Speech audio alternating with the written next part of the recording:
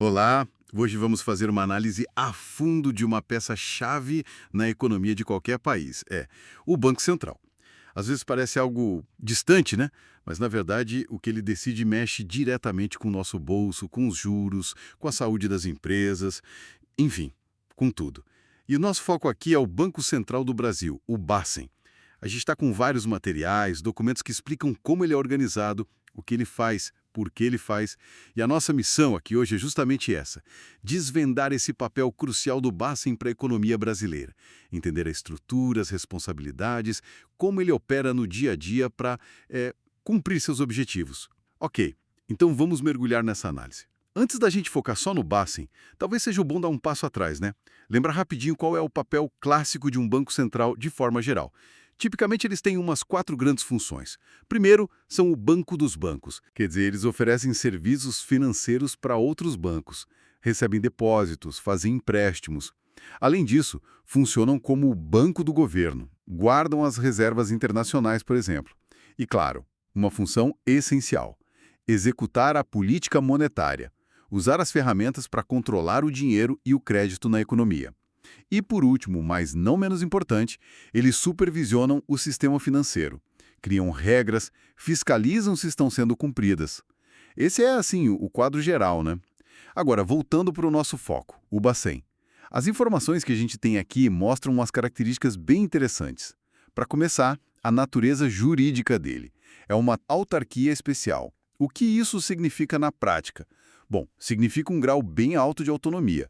Ele não está ligado a nenhum ministério, não tem tutela, não tem subordinação hierárquica.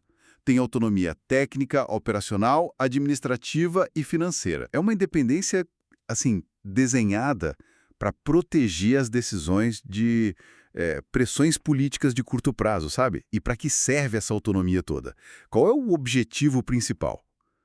O ponto central, que está em todo lugar aqui nos nossos materiais, é assegurar a estabilidade de preços, ou seja, manter a inflação controlada, baixa e previsível. Exatamente. E essa meta da estabilidade de preços é, assim, crucial, né? Mas não é a única. Os documentos mostram outros objetivos importantes para o Bacen. Ele também tem que zelar pela estabilidade e pela eficiência do sistema financeiro. Garantir que os bancos e as outras instituições financeiras sejam sólidos, funcionem bem. Outro ponto, suavizar as flutuações da atividade econômica. Tentar evitar aqueles altos e baixos muito fortes no crescimento, sabe? E, por fim, tem também o objetivo de fomentar o pleno emprego. É interessante notar aqui, já de cara, uma possível tensão, né? Porque, veja bem, perseguir a estabilidade de preços de forma muito agressiva, subindo muito os juros, por exemplo, pode acabar dificultando o fomento ao pleno emprego, pelo menos no curto prazo. As fontes listam os dois objetivos e entender como o Bacen lida com esse equilíbrio delicado no dia a dia é fundamental. Não são metas que andam sempre de mãos dadas, né? A forma como elas são ponderadas define muito da política econômica. Uma tensão inerente, então. Faz sentido. E falando da estrutura física, o Bacen tem a sede lá em Brasília, mas também tem representações regionais pelo país, para ter uma presença mais capilarizada. Voltando para a política monetária e essa meta de inflação, como é que essa dinâmica funciona aqui no Brasil? Olha, a divisão de tarefas parece bem clara nos documentos. O Conselho Monetário Nacional, o CMN, é quem define a meta para a inflação. O alvo, né? Mas a responsabilidade de atingir essa meta, de usar os instrumentos que tem para fazer a inflação ficar dentro dos limites que o CMN definiu, essa responsabilidade é do Bacen. Ele tem autonomia e as ferramentas para isso. Isso. E se apesar de tudo, a meta não for cumprida, o que acontece? Os materiais detalham um mecanismo bem importante aí de accountability, de transparência. Considera-se que a meta foi descumprida se a inflação ficar fora daquele intervalo de tolerância definido pelo CMN por 6 meses seguidos. Ou seja, não é um desviozinho pontual, tem que ter uma persistência. Nesse caso, o Bacen tem que explicar publicamente o porquê. E isso é feito através de uma carta aberta. Essa carta vai para o ministro da Fazenda, que é quem preside o CMN, e o conteúdo dessa carta é bem específico, viu? Tem que detalhar por que não cumpriu a meta, quais medidas o Banco Central vai tomar para trazer a inflação de volta para o lugar e qual o prazo que se espera para essas medidas funcionarem. É um processo bem formalizado, garante a prestação de contas e deixa claro quais são os próximos passos. E o Bacen pode até atualizar essas informações depois, se achar necessário, enquanto busca voltar para a meta. Entendi. Transparência e responsabilidade, então. E quem toma essas decisões todas? Quem são as pessoas no comando do Bacen? A estrutura de liderança parece bem definida. O órgão principal é a diretoria colegiada. Essa diretoria tem 9 membros, um presidente e 8 diretores. São eles que batem o martelo sobre a política monetária, sobre as ações do Banco Central. E para chegar lá, o caminho é rigoroso. Busca garantir tanto a capacidade técnica quanto a independência, né? Pelo que a gente viu aqui nas fontes, o fluxo é claro. O presidente da República indica os nomes, mas eles precisam passar por uma sabatina no Senado Federal e ser aprovados lá. Só depois disso é que a nomeação acontece de fato, e não é qualquer pessoa. Tem requisitos bem claros. Tem que ser brasileiro, tem idoneidade moral, reputação ilibada e, claro, notória capacidade em assuntos econômico-financeiros ou conhecimentos que justifiquem a função, né? São filtros para garantir a qualidade da liderança. Ok. E uma vez nomeados, eles têm estabilidade. Parece que sim, e isso é chave para a autonomia, né? Os mandatos são fixos, 4 anos. A ideia é dar segurança para eles tomarem decisões pensando no longo prazo, mesmo que sejam impopulares agora, sem medo de demissão a qualquer hora. Existe a possibilidade de uma recondução por mais 4 anos, mas depende de nova indicação presidencial, nova aprovação do Senado. E tem um detalhe bem interessante na arquitetura desses mandatos, que as fontes destacam. Eles não começam todos juntos, são escalonados. O mandato do presidente do Bacen, por exemplo, começa no primeiro dia do 3º ano do mandato do presidente da República. Já os diretores, eles entram aos poucos. A cada 1º de janeiro, 2 diretores começam seu mandato de 4 anos. Então entram 2 no primeiro ano do governo, 2 no segundo, 2 no terceiro e 2 no quarto. Essa estrutura parece bem pensada para evitar aquela troca completa da diretoria de uma vez só, não é? Garante continuidade, preserva a memória institucional. Com certeza. Essa engenharia dos mandatos fixos e não coincidentes é um pilar importante da autonomia operacional do Banco Central.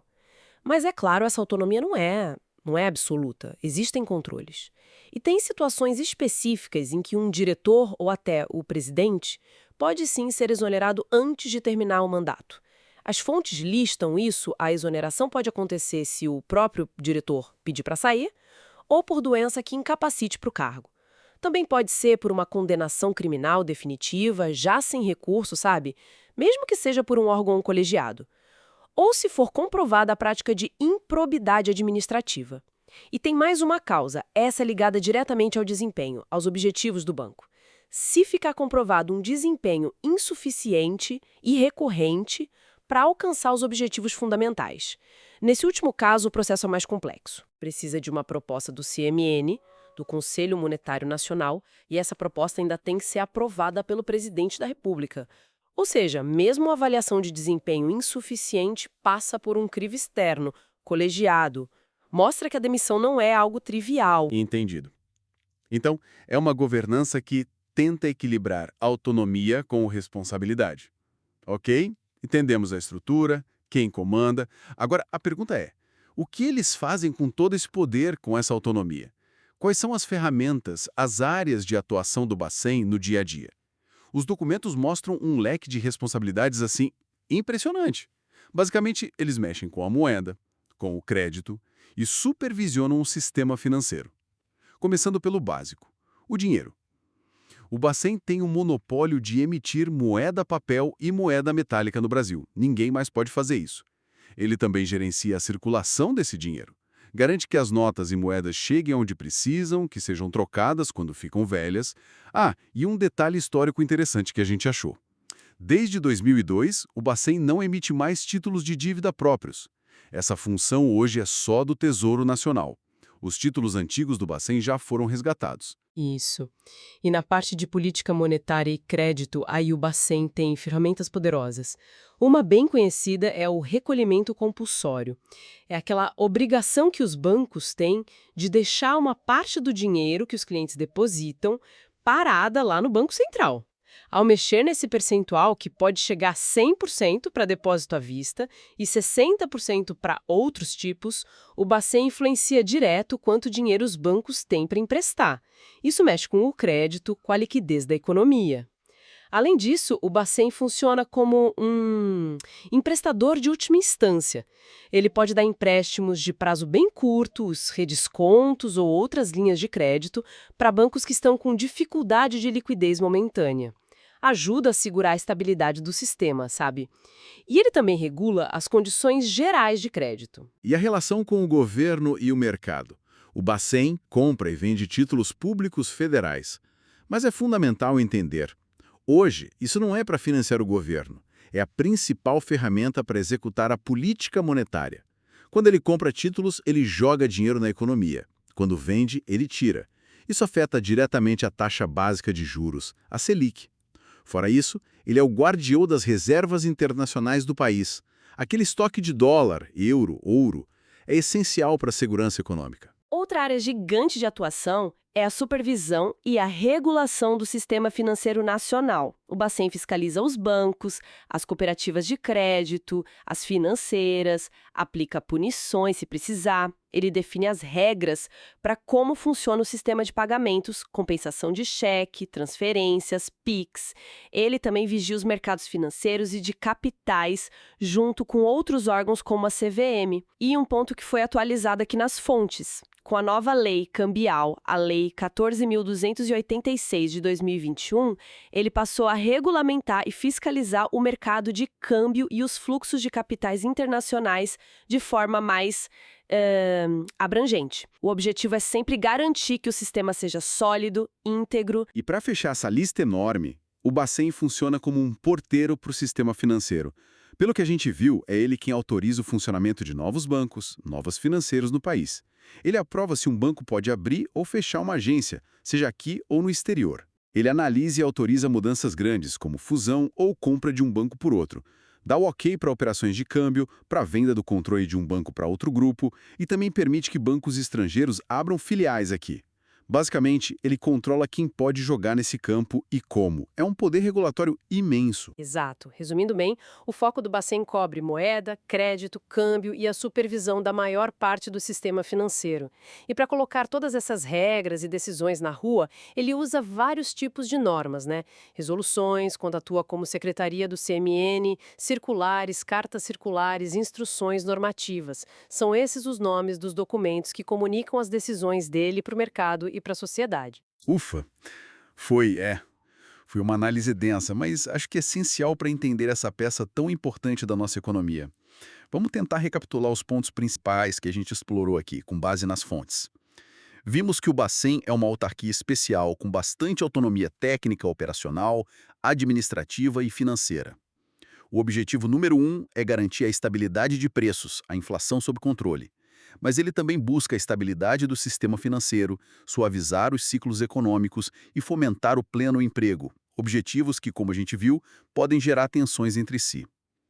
Falamos de como ele executa a política monetária para tentar atingir a meta de inflação definida pelo CMN e daquele mecanismo da carta aberta para prestar contas se a meta não for cumprida. Detalhamos a estrutura da diretoria colegiada, os 9 membros, o processo rigoroso para nomear essa turma, os mandatos fixos e escalonados de 4 anos para dar estabilidade e continuidade, e também as condições para uma possível exoneração.